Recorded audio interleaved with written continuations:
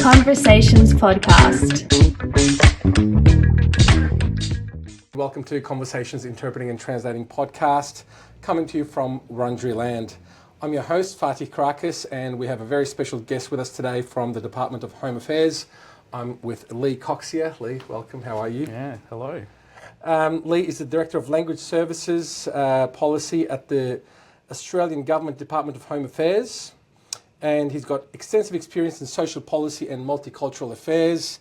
He's played a crucial role in shaping effective language services for migrants. Thank you very much, being a migrant. Thank you very much. Welcome. And his work in fostering connections and creating an inclusive environment has significantly impacted Australia's multicultural landscape.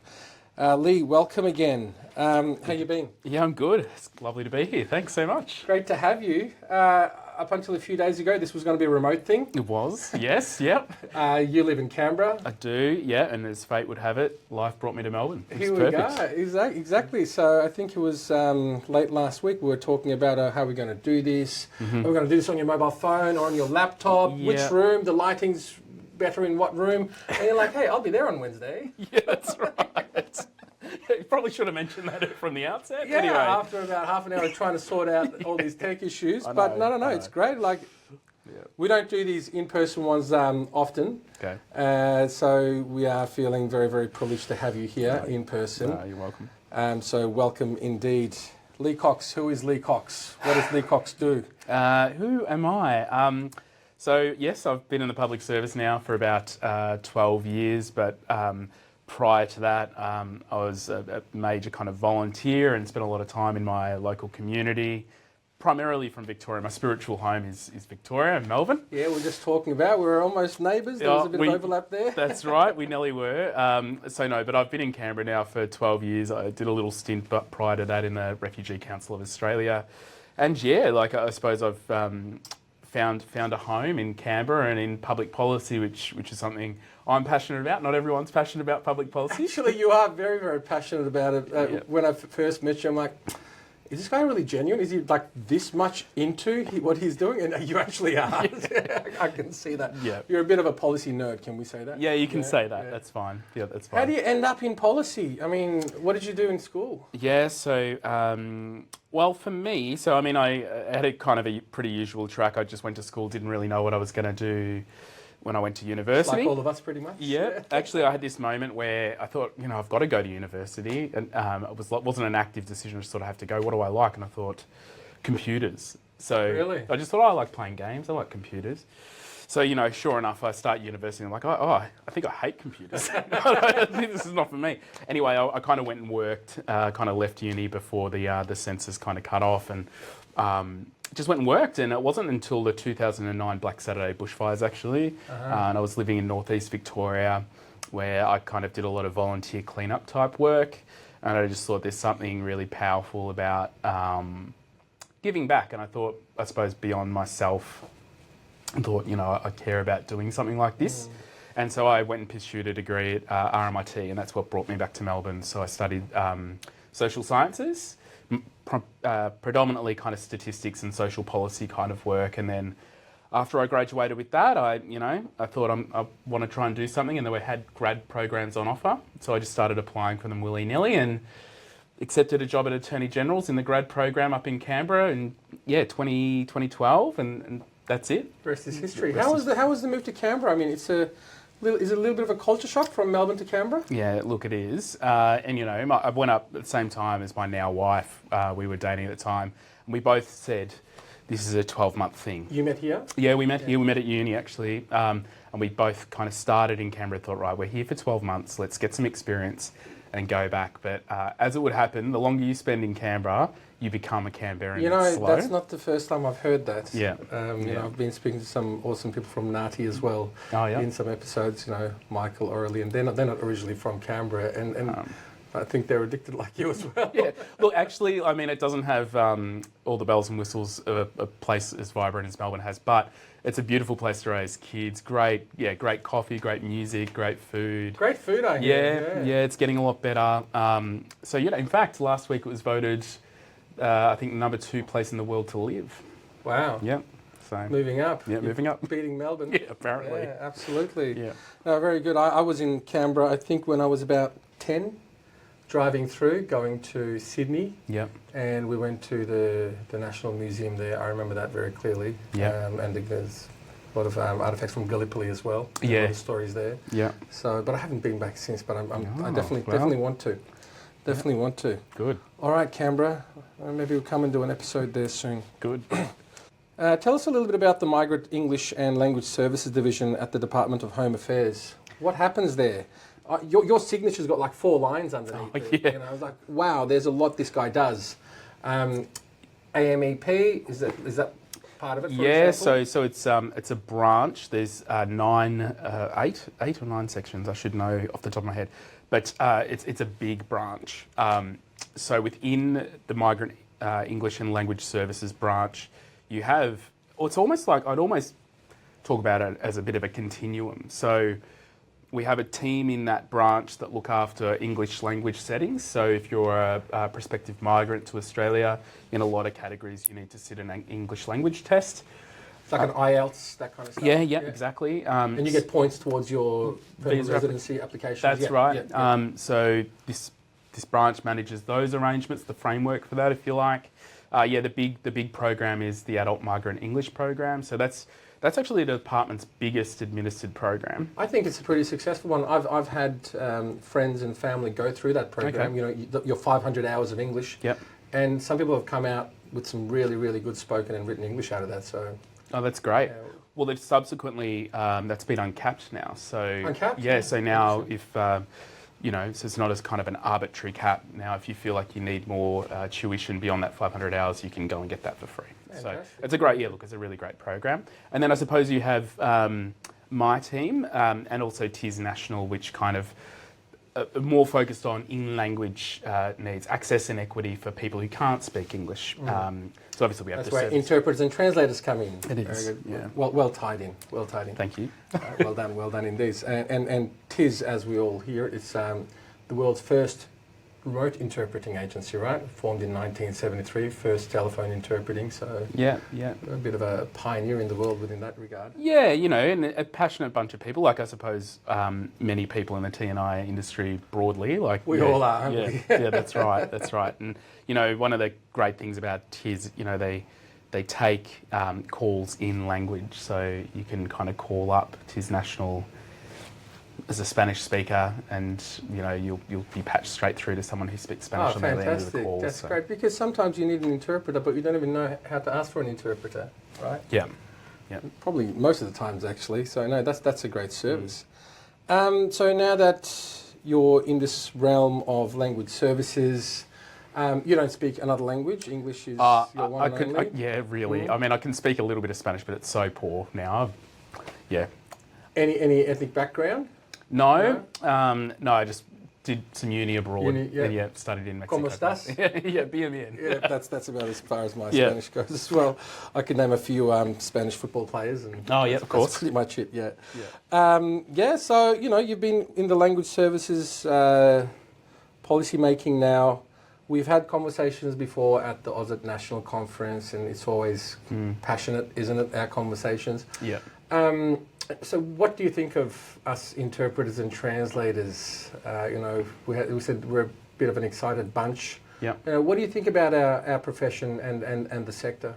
Yeah, so I have to say from the outset, as someone who has spent some time working in kind of multicultural affairs more broadly, it was still very humbling to kind of begin working in this section, a year and a half ago, and to be just immersed by the depth and the knowledge and the passion amongst the sector in a way that you wouldn't normally just get in a public service role across other areas of multicultural policy, for example. So whether you're running like a social program, that's focused on events or other kind of areas, it's almost coming into this, I've found it to be a bit of a universe in and upon itself.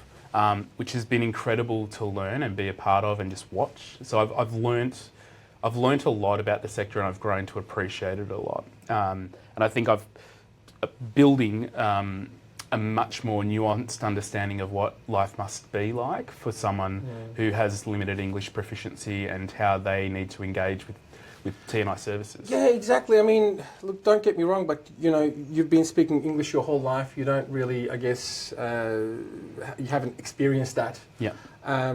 I did initially experience that, but I came here quite young. But then my mother experienced that all her life, pretty much. You know, I was her interpreter for a long, long time. You know, probably on hindsight now, that wasn't the best thing. But like, how diverse is the department there in that regards? Do you feel like you know enough about the needs of the migrants to be having so much impact on their lives? Yeah, so the short answer is no, and I don't think I ever will, but it's important to kind of recognise that from the outset. But I think the most important thing is to take an attitude that I can always learn. And so I suppose some of the work we've been doing over the course of the last 18 months is to not kind of come in with a particular position, but to have conversations and in effect bring people on a journey that can inform me. Because the things I care about at a more principles level is around, you know, I come from a position of privilege, probably just being a white English speaker, you know, who grew up in Australia his whole life. Yeah. And I recognise that. So I think that's having those kind of virtues, if you like. I think that's a good starting point. Is a good point, yeah. How do you gauge the need? Are there studies? Are there surveys? What happens? Like, how do you go from, well, this isn't working, we need to change this to make it work better? What kind of work is involved in that? That's a good question, actually. I'll step back a step and say that, you know, from the outset, the team that I lead came about because in November of 2022 now, there was a big conversation in Melbourne with a bunch of language service providers, the department, industry, the union, NATI, that talked a little bit about some of the things going on in the sector currently in Australia. And they aren't secrets. They're being reported in the news pretty regularly around people waiting for services that may or may not arrive, or that the quality of the service may be poor, and that's got a really major detrimental impact to people out there. So the starting position for where we've kind of inserted ourselves or become to be is because of that. Now, it's like many policy problems, it's wicked in some respects. You know, it's very difficult to solve issues as complex as this with one minor policy or program adjustment. You can make it. These problems don't happen overnight. No, they take decades, and I guess it's not easy to fix them overnight as well, right? Yeah, and it'll take a range of interventions, to be honest with you, and not just from a department or even a government. One government's approach, but actually working in lockstep as a sector and as a set of governments. And I suppose that's where we've put a lot of our energy. Firstly, to build an evidence base. So there's obviously pockets of data and pockets of evidence that tell their own story, but trying to build a clearer evidence base is where we've spent a lot of our time. So then once we've got a clear picture, we can understand what the impact of the current market conditions are, and so we can drive some, you know, hopefully drive some meaningful solutions. No, that's fair enough. And I guess, you know, COVID had some positive things coming out of it as well. I guess maybe it showed us some of our strengths, but mostly our weaknesses within this regard too, didn't it? It did. I mean, you may be aware that there was an independent review undertaken into COVID-19 fault lines, and it did find, very unfortunately, that if you're a person from a cold background, you were at 2.5 times the rate, like mortality rate was 2.5 times higher, and that was really due, in part, the authors believe, around the limited availability of translated public health content. And so people were prone to go onto the web, go onto Google and find information. And yeah, I mean, on that note, it's all good and fine that the translations are being produced. In my opinion, it's really hard to access them as a non-English speaker, you know. Yes, a lot of translations were done and some of them were turned over very quickly.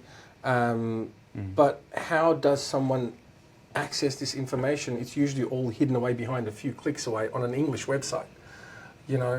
So that's where I find some of the shortcomings of the written format too, which may be something that could be worked towards as well. How to make, yes, the translations are great, but how do we actually access these translations? And then you have literacy levels within languages. So it's very hard to cover everyone.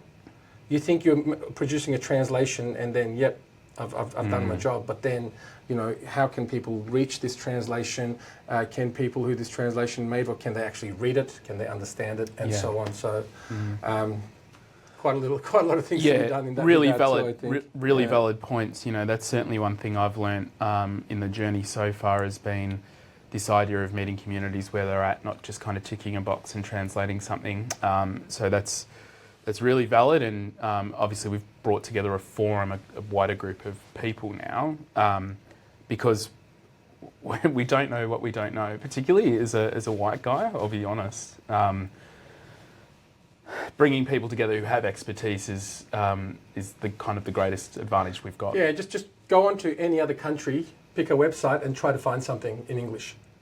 Just, without going and clicking the English translation, right? Yeah. Because most international websites would have it, the United Nations languages and so on. Yeah. But try to navigate something in a language that you have no idea about and see what happens, right? And you might get a bit of an understanding. Yeah, okay. Yeah, good. All right, I'll do that after this. I'll do that. All right, look, we've got a lot of interpreters, translators watching. You're talking to one of them as well. Yeah, okay. Right. What does your work mean for us interpreters and translators?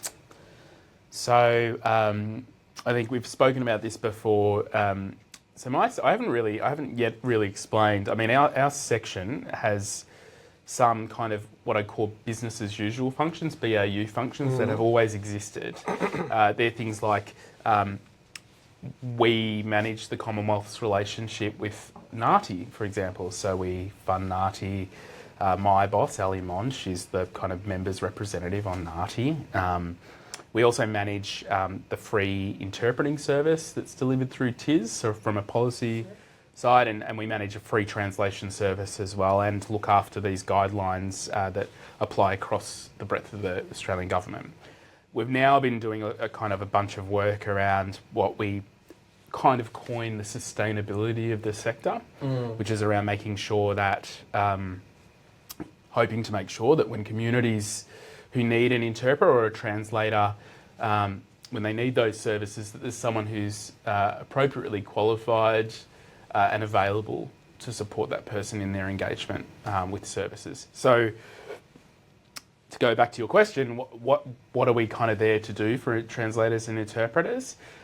It's to play a role and be an advocacy point across the Commonwealth to try and firstly tell other Commonwealth agencies why these services matter, but then look at some of the big issues that are impacting the sector to try and improve those, not just for the benefit of people who want to work in the industry, but ultimately the people who need the service. The service, exactly. Yeah. I mean, that's eventually what all this is about, making sure there's equity, making sure everyone's accessing everything like everyone else is. Yeah. I guess, people are paying taxes, people have the right to live the best lives that they can. Absolutely. So I think that's where it really comes down to. For us, that's the core. So we have a multicultural access and equity policy. Really, all of our... and we're a very, very multicultural country. I mean, if I may say so, coming from the First Nations people, the first white immigrants that came in, I guess, and then it was just an immigration country building, after each major war, building the nation's factories and industry, coming through the 60s, 70s, 80s. Yep. This country's built on immigration, so it owes a lot to its migrants. Absolutely. And still does. Absolutely. And still does. I mean, the migration, I guess, portfolio or profile has changed, and it will keep changing, just depending on what the country needs. But one way or the other, it's always going to be leaning heavily on the backs of immigrants, isn't it? Always. Yeah, always. Absolutely. Yeah. And we're successful. In the main, I mean, there's always issues and challenges, Yeah, absolutely, but we are successful and it's a beautiful country. But we just like being perfectionists in Australia, right? Well, yeah, I think we're doing yeah. good, but can't we do great? Yeah, really set by example to the rest of the world. Absolutely, you know, and I think understanding the complexity, the nuance that we are multicultural, and, you know, leaning into that, if you like, and being aware that from a government perspective, if someone needs to access a service or a program, people come in all sorts of walks of life. And that's not just around culture, that's around gender identity, you know, disability, a range of kind of functions. Yeah, I mean, also very important to mention Auslan as well. Yep. You know, we're not just talking about spoken interpreting here as well. Absolutely. We're talking about diversity, we're talking about First Nations languages too. Absolutely. So Absolutely. all of that, combining all of that. Sometimes, you know, me being from a migrant background, sometimes I forget.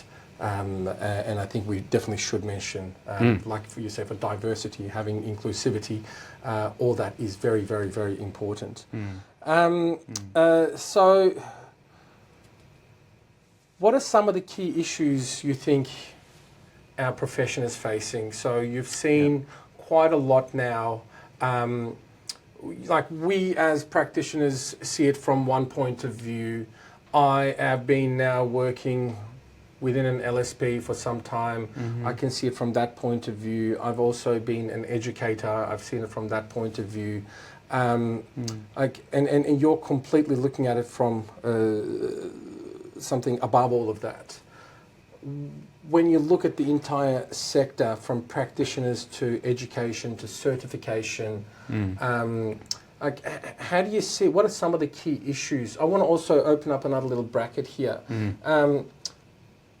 So you're at the federal level, obviously, and this country is a federation, so then there's state legislation as well. Sure. And then some of the states' language policies are different to other states' language policies and are different to the federal language policies as well. Yeah. Do the federal level language policies impact state level language policies at all? Is it a bit of like a starting point for them, or is everyone just like, oh, you do whatever your state needs to do kind of a thing? Yeah, sure. I'll answer that in a few parts.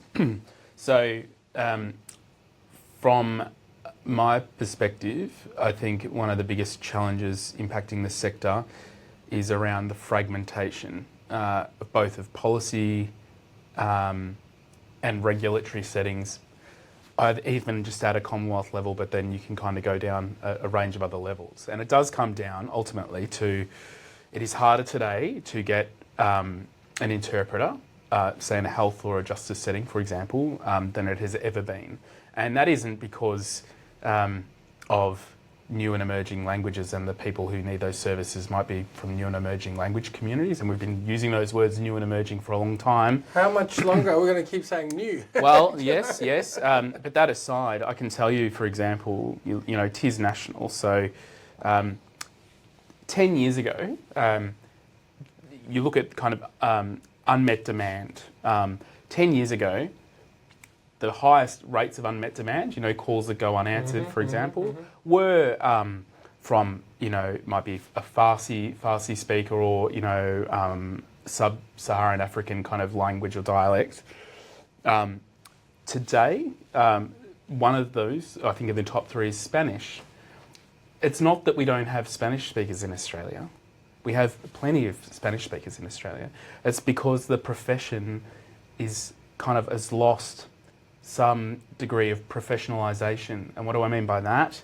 It's not particularly well remunerated. It's highly casual work. Yeah, we're going to get there as well. I mean, well, like Uber drivers, aren't we? Well, you know? Effectively... Having said that, Uber drivers make more than an interpreter, mind you. Well, yeah, and they probably don't need to sit, you know, a test to be one, or do an annual... And still go and do at least a TAFE degree. Right, You know? and that is really true. And in fact, it's probably you want to talk about the gig economy. It's probably one of the original gig economies.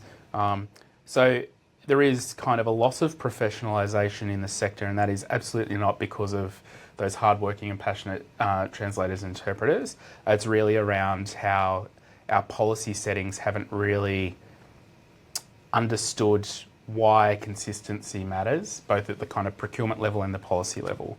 So I think there are things we can do to improve them. One of those things is consistency across governments. So we have, as you know, we've got a National Language Services Forum.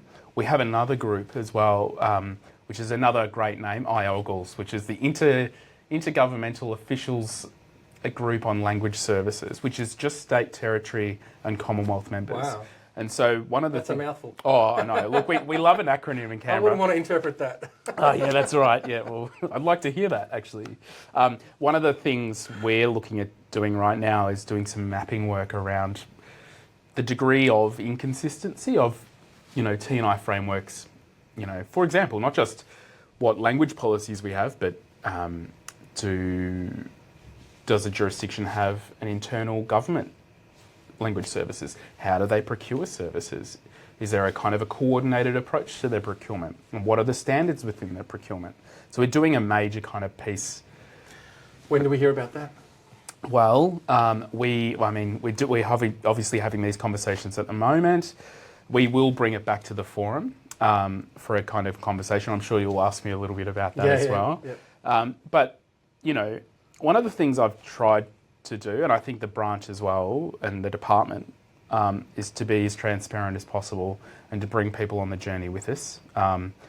So I think there's two steps to this piece of work. It's one, understanding the degree of difference, and then two, what could we collectively agree on, and what can the Commonwealth kind of steward? Because that is really the role I see for us, is to bring everyone together. I think definitely that's on you. Oh, it is on us. That's definitely on you. Absolutely, yeah. It's on us, and I think that's that's a major role for us. But then, what can we agree to for the betterment of the sector? Because I have to tell you, every government agency we speak to is as acutely aware as you around some of these sustainability issues.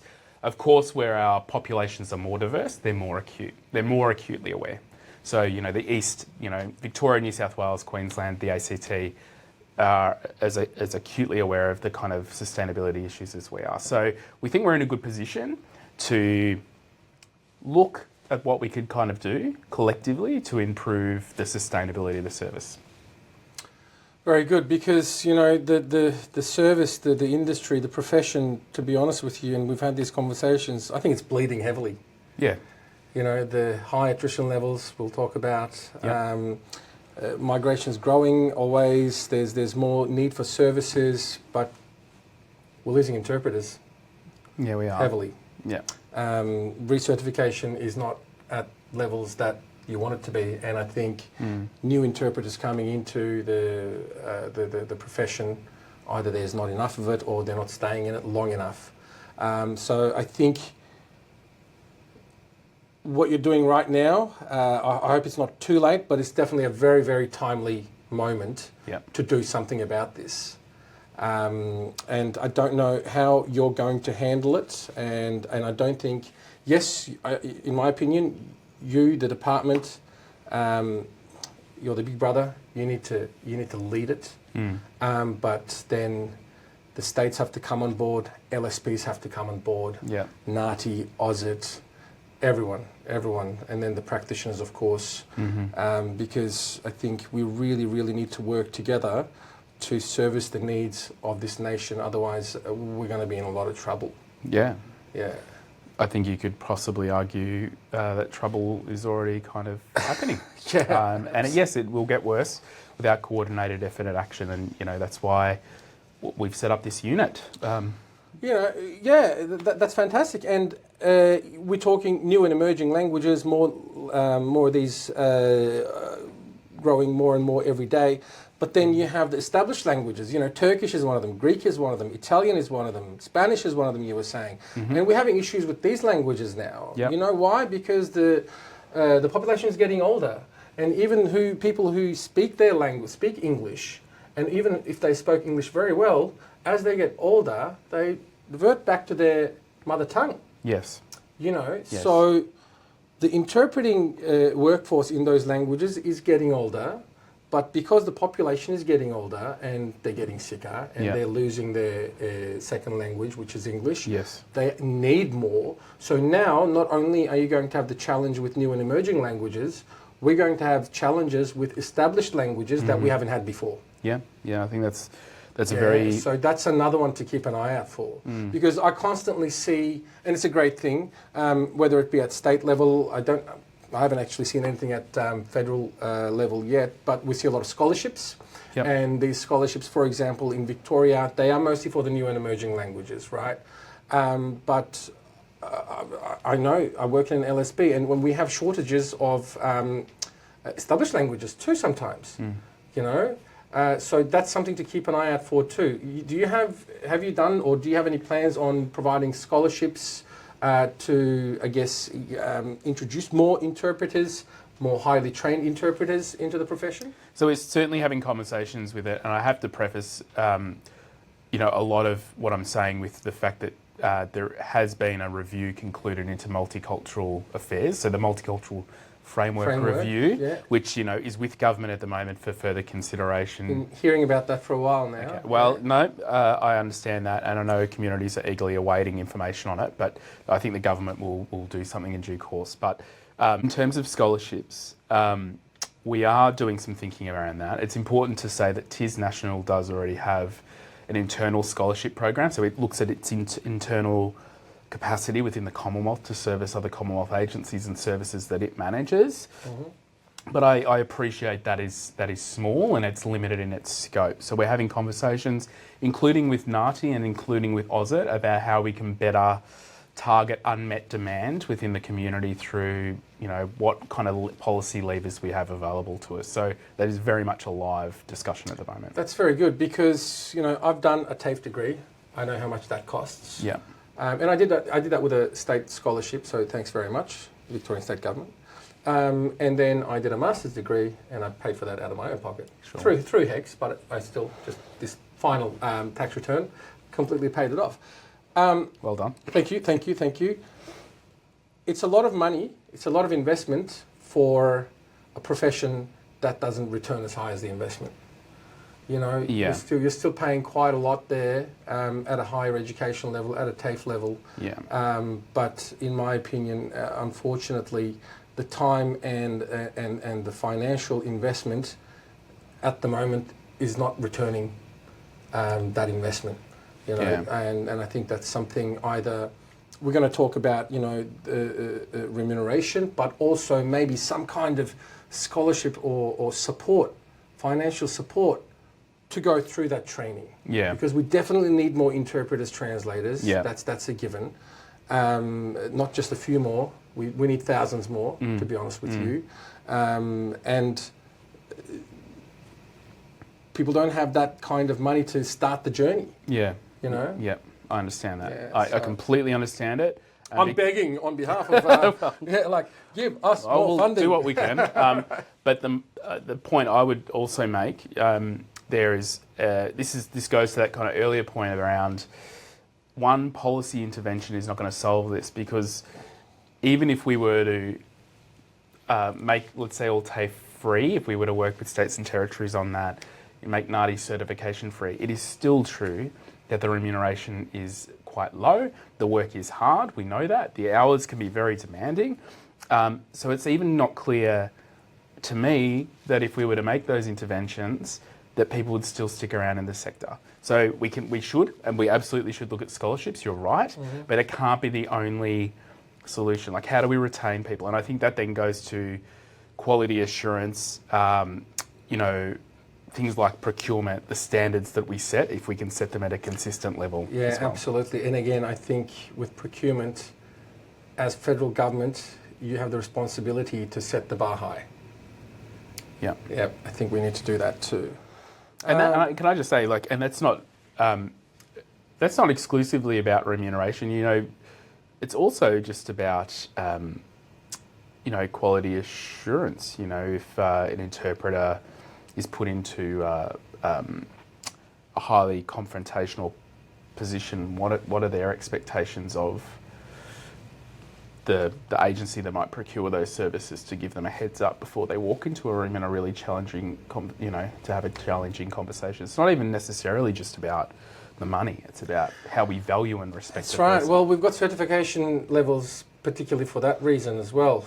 Complex situation, non-complex situation. Some of the languages unfortunately peak at, let's say, the certified provisional level. Some of them go higher, and then the highest, which in the community setting, which is a specialised healthcare, specialised legal, and I think there's also got to be a big onus on the LSPs as well, making sure that they are sending the highest available certified practitioners to these jobs. Undoubtedly. And can I just say on that, I think it's fair to say that there has been sufficient gaps within our policy settings, including at the Commonwealth level, that would enable an LSP to choose its own path, if you like. One of the roles I want to see us move in is around our compliance settings. It's fair that there is always going to be those times where there might not be a credential, an RD credentialed interpreter. That happens across a lot of languages. But I also say that there's a lot of times where absolutely we have credentialed interpreters. What role could we as the Commonwealth play in asking LSPs to report on their credentialing and who's being used for what services, for example? That isn't happening. That is one example.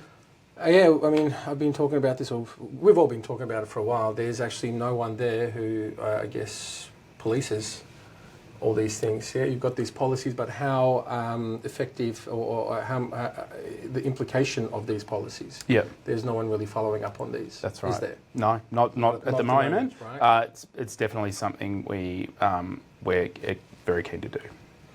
All right. Well, watch the space in that regard then. Look, we've been talking about it and around it for a while. I want to talk to you a little bit about this Deloitte report. Was it a couple of years ago that it was commissioned? No, last year. Last year that it was commissioned? Yeah. Well, they did it quite quickly, didn't they? Yeah, they did. Yeah, they put a lot of time and effort into that. They did. Tell me, what is this Deloitte report? We know it's about the sustainability of the interpreting profession. For those people who don't know, we know because we're in the industry. Sure. Are we allowed to talk about it? Yeah, we can talk about it. What is it? Why did you commission it? And what are the findings? Sure. So I'll take you back. So when this section came to be in January of last year, we knew we had problems in the sector. We knew that from conversations like these. Yep. So is this after the Labor government? Oh, yeah. So January last year. Funny that. Yes. Well, can't comment on that. Yep. But so we established this team. We knew there are problems in the sector, but what we didn't know was the extent of them. So what we wanted to undertake quite quickly was to commission some analyses. We did it through a couple of sources, but one of them was through Deloitte. And what we asked Deloitte to do with the small amount of money we had was to... And they cost a bit, don't they? Deloitte? Well, yeah, it was a meaningful investment though, absolutely, for what we asked them to do.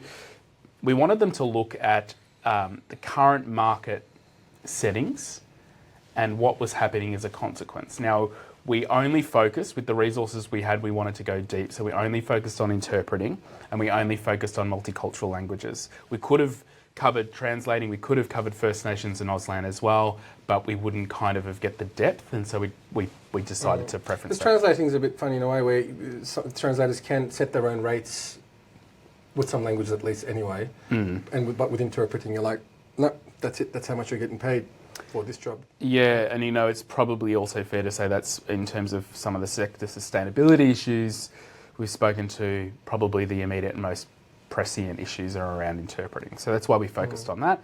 So we basically asked Deloitte to go away, speak to some LSPs who were very kindly shared data, anonymised data around bookings, payments, a range of kind of functions.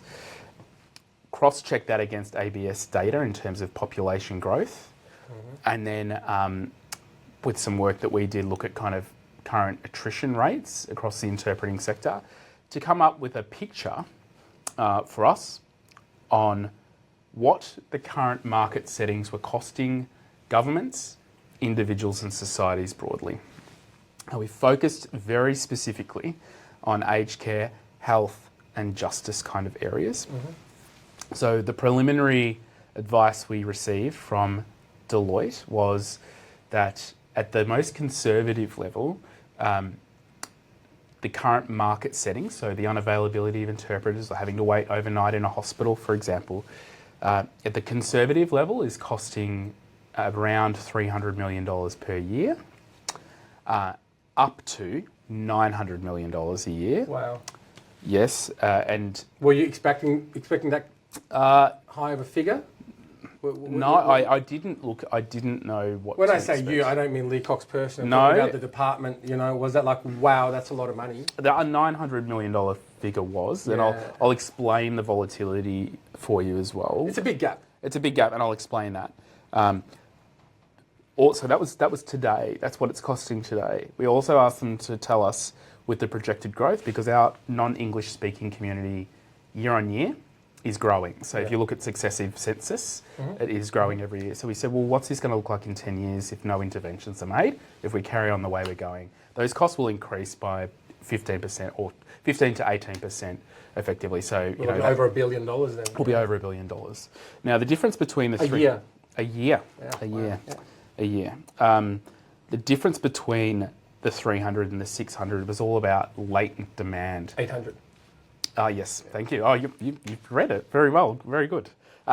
So latent demand, and what latent demand means, because I've had to learn this myself, is we asked Deloitte to look at a range of different factors where someone requested a service and it didn't rock up, or was it of kind of a lower quality.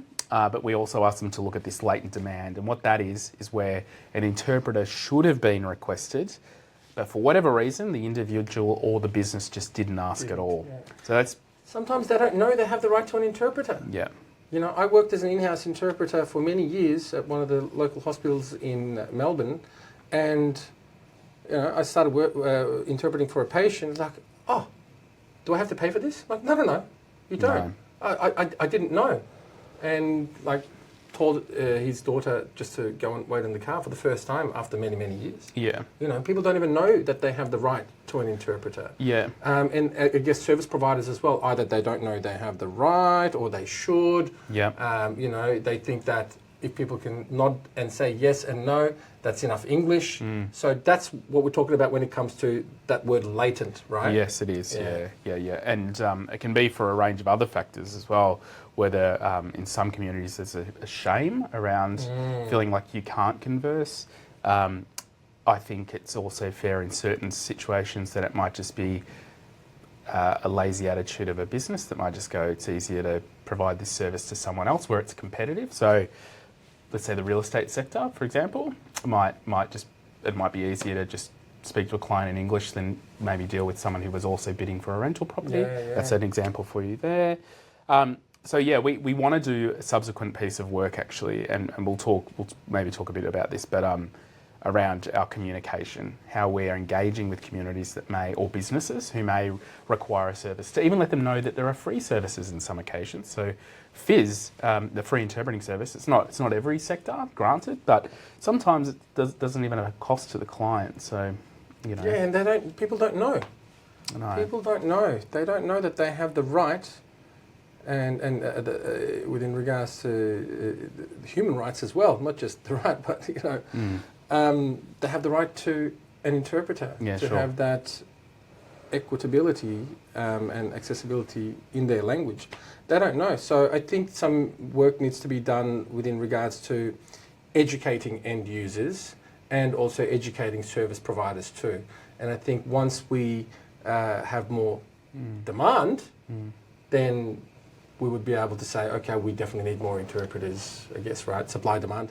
Yeah, well, one thing I'd love to talk to you about, Fatih, if we were going to reverse this podcast, is how do we get more people to things like the AUSIC conference? In some ways, amazing conference. Looking forward to this year's in Melbourne, by the way. Absolutely. we're preaching to the converted in a conference like that. I love it. I will continue to go, and there's a lot we can get out of it. But there are a lot of businesses that I think, gee, if only, business A or B or C would have heard about, that talk. How do we, this is somewhere my mind's at, how do we make sure that we're engaging with a broader group? And that kind of goes to what we want to start doing with this forum a little bit as well. But absolutely. Let's talk about that. I'm in the organising committee as well. And let's talk about how to get more people into these conferences that actually, like you said, we're usually talking to the converted already.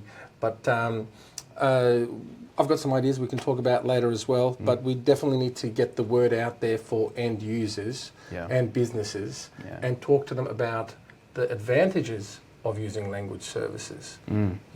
Yes, there might initially be a small cost to you, but in the long run, this is going to be highly profitable for you, right? And it's going to be, and I guess like some of the government and non-government organisations, it's going to be quite cost-saving for you as well, right? From our understanding.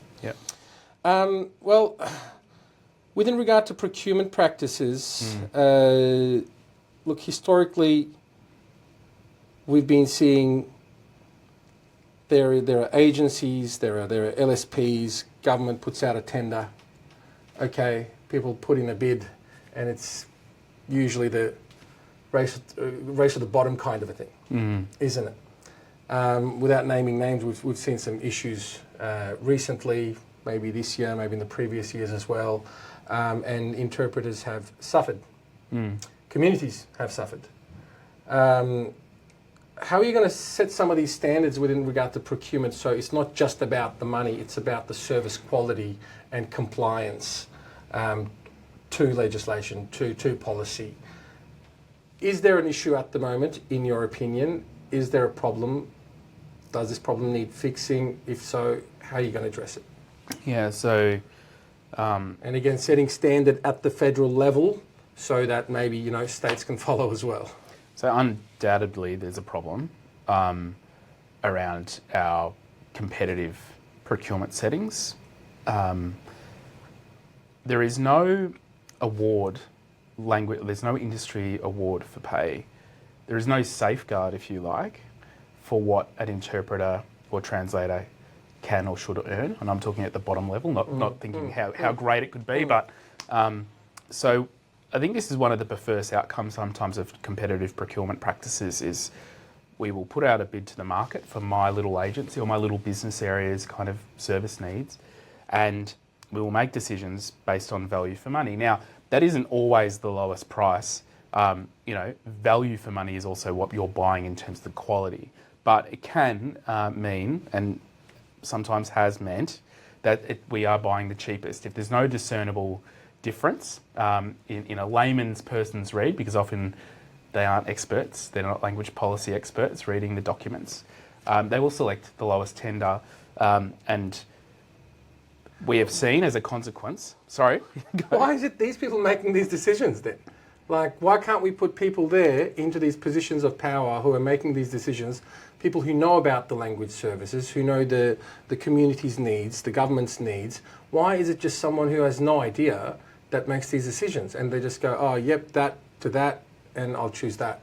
Like, can't we train people within government and keep them there so that they're not turning over constantly every few months and say, okay, your focus point is language services and language needs, all right? Now, do that for the next 10 years. Well, I like the enthusiasm. I mean, I shouldn't say that there aren't good practice approaches to procurement, because there are. Bringing in external opinions on a panel arrangement where someone might have a particular skill set or knowledge is one great way that people will do.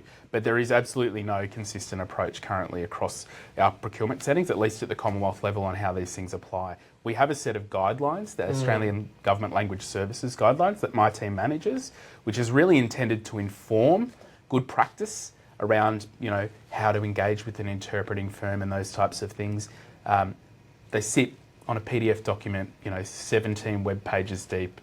We've got issues, and we're committed to addressing some of those issues. To your later point, though, around having people kind of in positions, unfortunately, we can't force anyone to do it. In the same way that, you know, tomorrow you might win $10 million and, you know, the great I'll still listeners, be here, mate. the great listeners I'll of this still be here, podcast, we simply can't do that. But I'll take a very long holiday, but I'll come back, I promise. what I would say, and it goes back to what I said at the beginning, you know, the current government, since kind of coming to power, across the public service have made some changes to the public service, and that's really around stewardship. So it's a new value that the public service needs to take. And the way in which I choose to interpret that is when anyone starts in a role, they really should be doing their utmost to leave the area of their responsibilities in a better position than when they arrived. So I think there's a bit of a cultural transformation piece across the public service about that. Certainly, that's kind of how I'm applying it. I'm not looking to go anywhere, but just so we're not letting go anywhere. But yeah, just to let you know that You can come and do a placement in each LSP, I reckon, as well. Maybe spend a week. I'd probably learn a lot. What do you reckon? Yeah, see what's happening there. It's good. Yeah, but definitely that needs to be addressed. I think you're right. I think a lot of training is needed within procurement, so they really understand what's going on. You know, what is a translation? Yeah. What is interpret? Like I'm talking like very base level stuff here. Yeah. You know. Yeah. And what about? We don't have an industry award. I would like to see some attempt be made. I think there's some work being done on that, but it's slowed down recently. Yeah, I think there's a review into a range of awards, but I think that's another important flaw because, again, the Commonwealth. So I think in the last 5 years we've spent something like $400 million on language services at the Commonwealth level. Now that's probably about 30% of the total spend at a national level.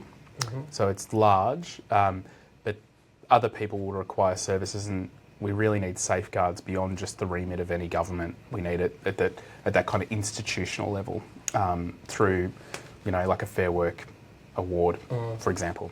So it's a range. There's a puzzle piece on a jigsaw board, and it's going to take a range of puzzle pieces to make long-lasting improvements. Well, you're not going anywhere. Ali's not going anywhere. You've got your work cut out for you. There's a lot that needs to be fixed. Even if I win the 10 million, I think I got a first play to win it right after. Yeah, and 10 million's not. It's probably nothing these days. That'll buy you a. 10 million's nothing these days. Won't even buy you a house on Brighton Beach Road. You know. Maybe in Mordialloc. Oh, mate, well, it's come a long way since then as well.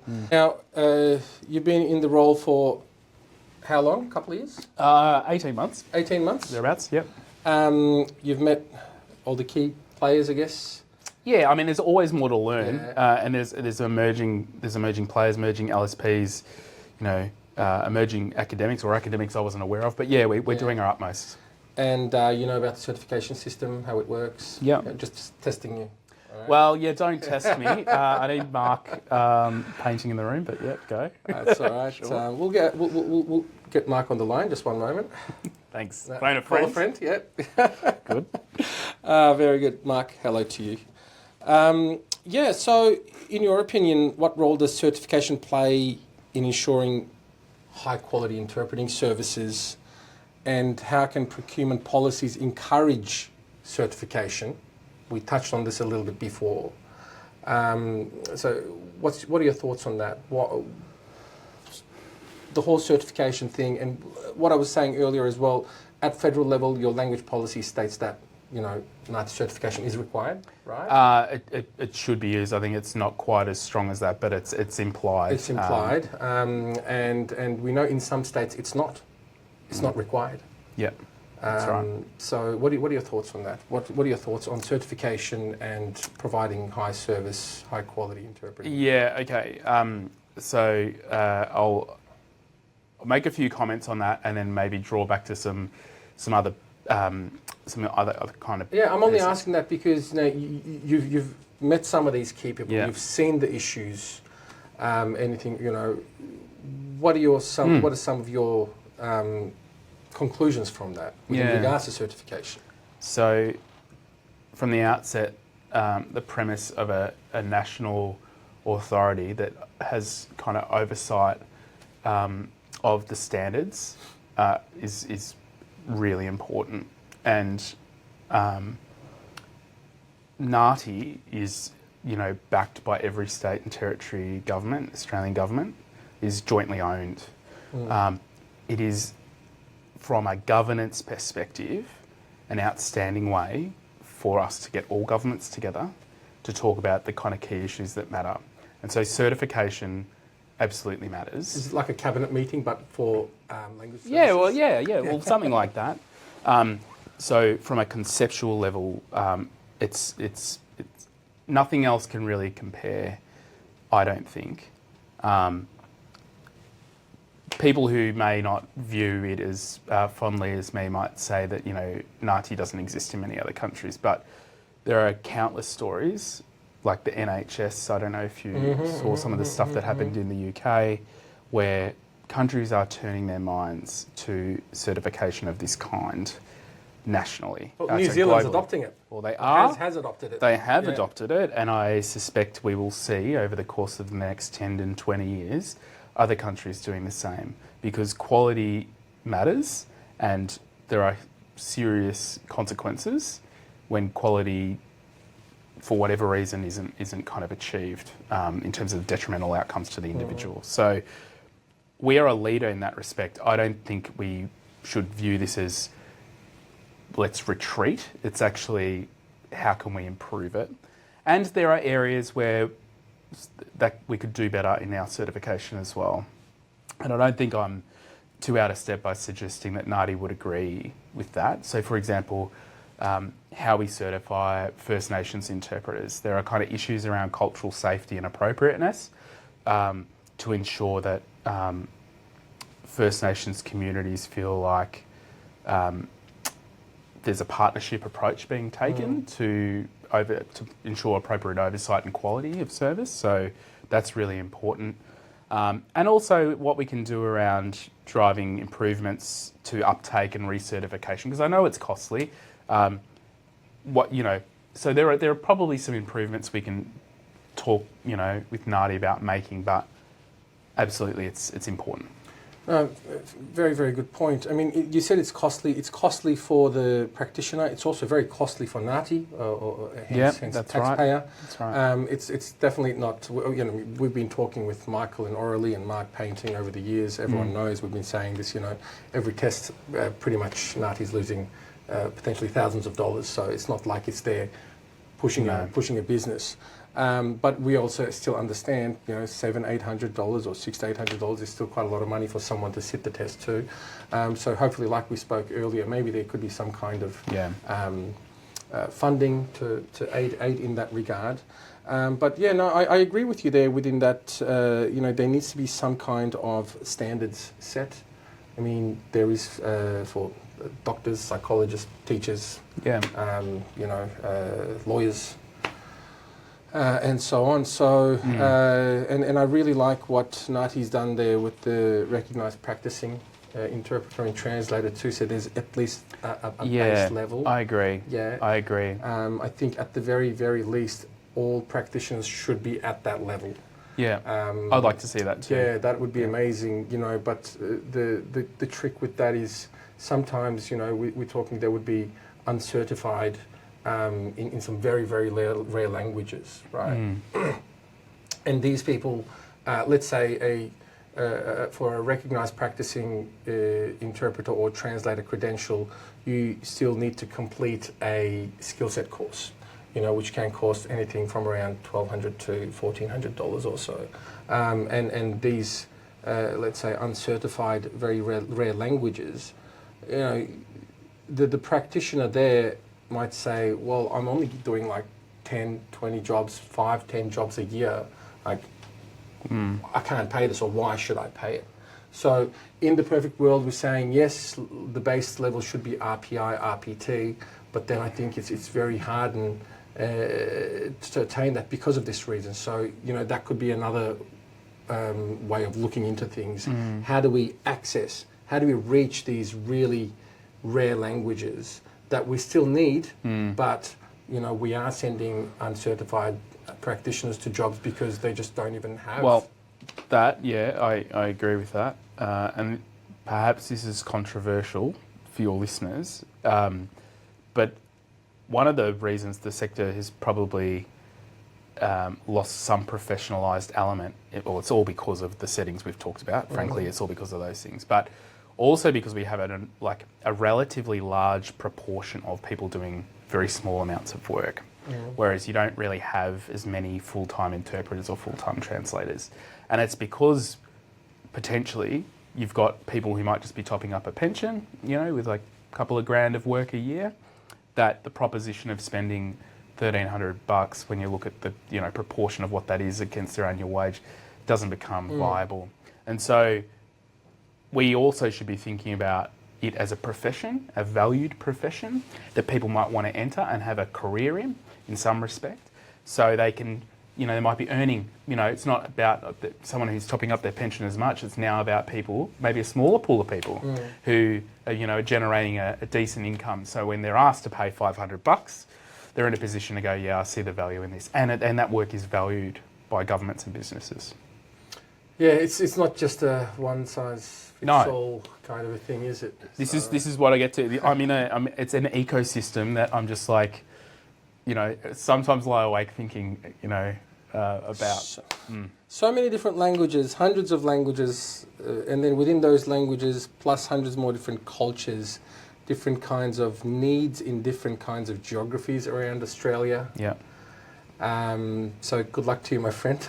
You have your work cut out for you. Thanks. Do you want a job?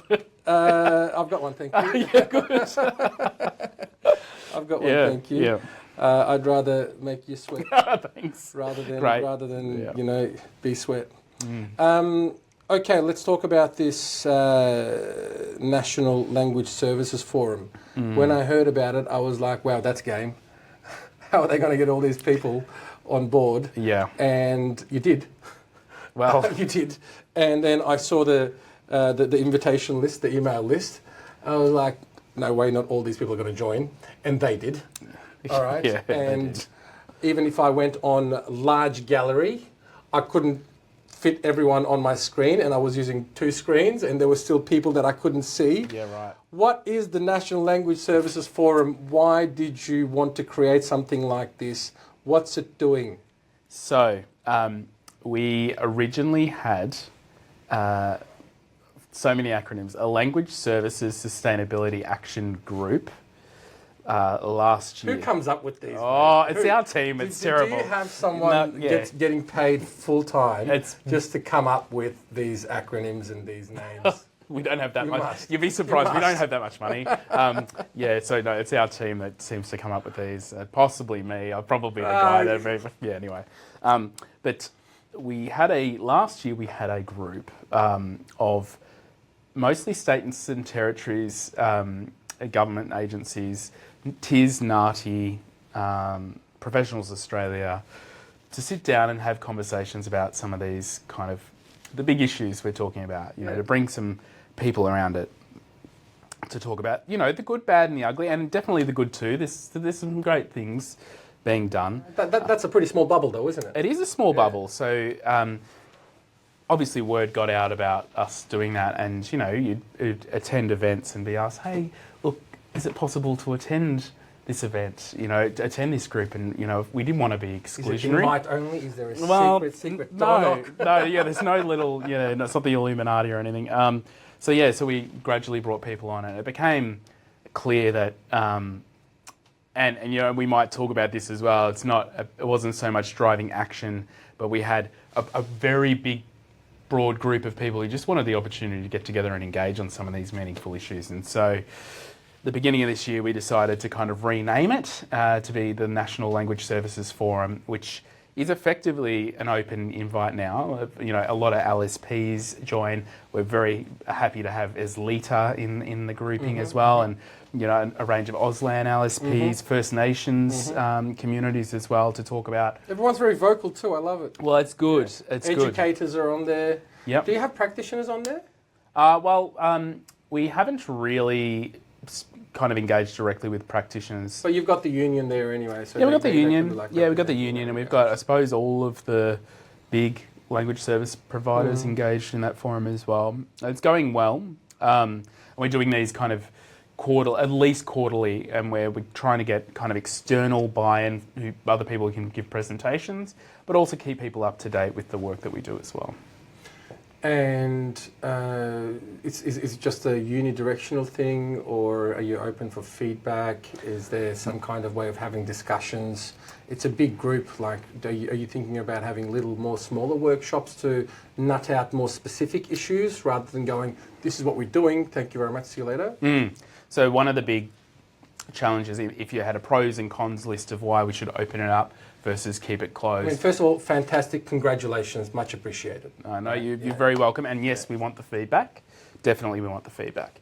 One of the things in the cons list when we set this up was it's going to be it's going to be impossible to have meaningful interaction, and also maybe some people don't feel confident speaking up if you've got 12 other LSPs in the room and you really want to say something. It's much harder.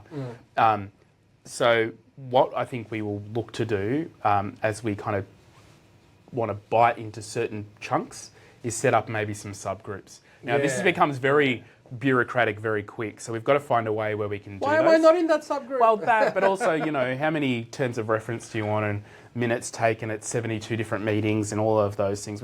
We want it to be effective and efficient, but we'll look at kind of vehicles to hang off of it. And that IOGLS group, that government one only, that is one of these sub ones. It's the first. No, I know. That's the first one we're doing, which is just with governments. But there's probably going to be some other issues where we want to bring in some sector expertise. It will be hard to invite everyone to that, though. Like, we're going to have to try and work out a way where we get some buy-in, but we'll have to, I don't want to say pick and choose, but we're effectively going to have to keep it meaningful, we can't just have 100 people rock up. So we're going to have to, there'll be trade-offs, but at least this forum provides that avenue. And if we're transparent and we report back through that group, it should work. How many meetings have you had so far? Well, just of the Language Services Forum, since we've kind of established that, 2 to date. Good turnouts? Yeah, really good. I mean, I think probably over 100. I couldn't tell you the exact number. Yeah, look, at least the first one 70 and the last one there were more. And we've subsequently had other groups who want to join, and we'll invite them along the journey as well. Fantastic, great work. Congratulations again. Thank you. Look, let's slowly try to wrap it up.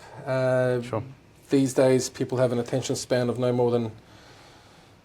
Those TikTok videos are getting shorter and shorter and shorter. These podcasts are getting longer and longer and longer.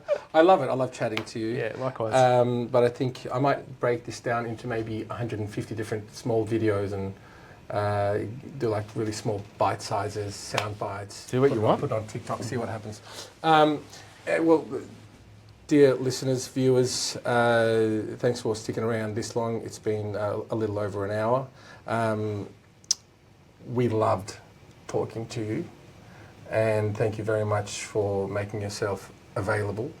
Thank you very much for coming in person. I'm very lucky to have you here indeed. We realise even though we're in a very, very large continent country, when we want, we can actually really come together quite easily, can't we? Right, so thank you very much for coming over and thinking about doing this in person.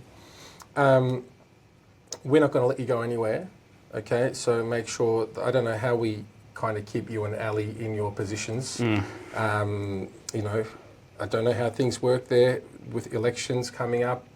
Do things move around after that? I don't know, but if we need to sign something to say, keep these guys here, all right, if we need to sign a petition, sure. we'll do that. I mean, obviously it's really nice to meet you and Ali, and we appreciate all the things you're doing, but also just for consistency as well. And there's so much work being done at the moment. It's a very exciting time to be, I think, in our profession. Yeah. So for the longevity and the continuity of it, we hope to see you sticking around. You plan to stick around for a while, yeah? Yeah. I'm not going anywhere. Very good, very good. That's good to hear. Well, let's wrap it up. In your opinion, with all these things now in hindsight, and you've got all the data, how do you see the future of the translation interpreting profession, or how would you like to see it? 2 different questions. How do you see it with the current data and the trend? And now with some of these changes that you're implementing and further changes that you want to implement, how would you like to see it? Yeah. So, as much as I'm a representative for the department, at a podcast like this, I do want to say the work that translators and interpreters do is exceptionally valuable. Exceptionally valuable, and no one else can really do that work. Despite all the AI discussion and machine translation work, to the extent, the quality and the consistency in the language groups, it's an incredibly powerful thing, and I am very thankful for the work that you do as translators and interpreters.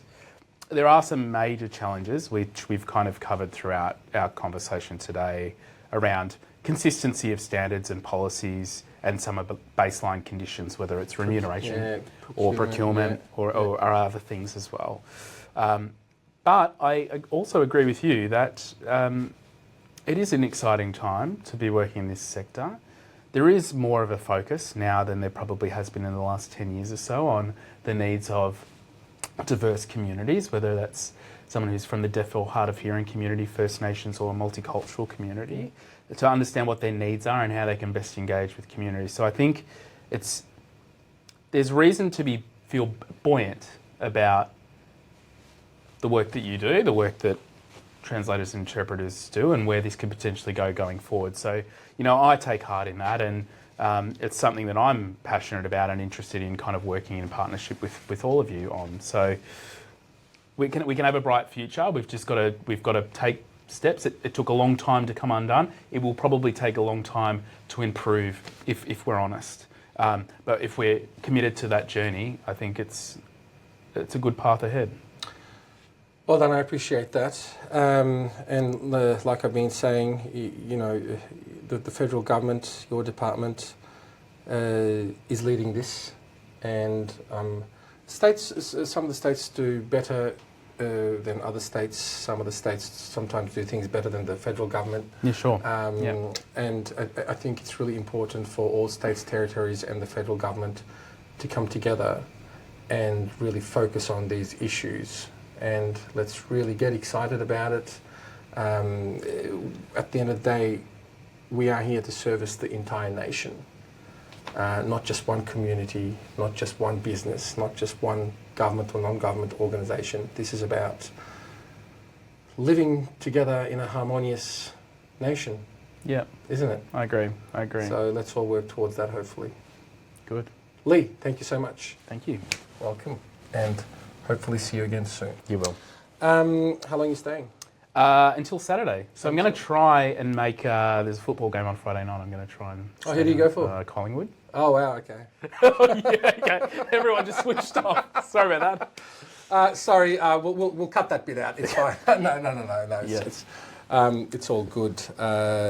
Now, viewers, listeners, thank you very much. Today I was with Leigh Cox, Director of the Language Services Policy Section with the Department of Home Affairs, here in our studio in South Bank, Melbourne, Wurundjeri land. Yep. So thank you so much for coming. Enjoy your stay in your hometown. Thanks. Get out there and hit the laneways of Melbourne. Go and see a footy game. Who are you guys playing, by the way? Western Bulldogs. Western Bulldogs. What are your chances? What's going on? Well, we've got a lot of injuries, so I don't know. I don't know actually. So right, well, one way or the other, whether it could be to drown your sorrow or to celebrate. Hope you get out there into the laneways and have a few cocktails, and then you're going to go and visit Parkdale. Yeah, I'm going to try and fit it in. Yeah, I'm going to see Mum, so yeah, it'll be good. Try to fit in seeing your mum, but I'm going to the game. Okay, cut that. Can you edit that, please? Yeah, sure. I will edit that. Mum, no worries. Don't send a link to your mum, okay? No worries. All right, everyone, thank you very much. Please don't forget to like and subscribe. Leigh Cox, very kind to come and have a very enjoyable chat. Wishing you all a wonderful rest of your day and week, wherever you may be, and all the best. And we'll see you in the next episode. Thank you.